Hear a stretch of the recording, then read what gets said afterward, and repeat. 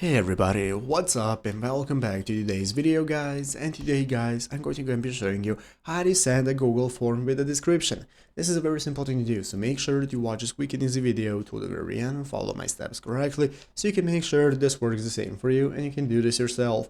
But yeah guys, let's get straight into it. So first things first, we're going to be opening up the official Google Forms website right here, docs.google.com/forms. This is the main URL you want to open up. Once you have opened it up, you'll be greeted by the main page right here, which is the home page where you can get started up right corner. So if you do not already have an account, what you can do is go ahead and sign up for one. If you have already an account, you can just log in normally. So once you're logged in, now we can get started. So by logging in, we can go ahead and open it up right here, this main page from which we can get started creating a form. If you do not already have one, once you have created your forms, you'll be able to access them from right here, from your recent form section and so on. So basically, let's go and take a look at how we can go and get started sending our forms with a description. If you do not already have a form, you can click the plus button right here. By clicking the plus button, this is going to enable you to go ahead and get started creating a form from which you can give it a name, input questions, and give it a description. This is where you can manage your description. So as you can see, I have already created my form. As you can see right here, I have my tutorial form for a video with my questions and answers, and basically this is going to be your description of your form. So any kind of description you want people to take a look at of the form,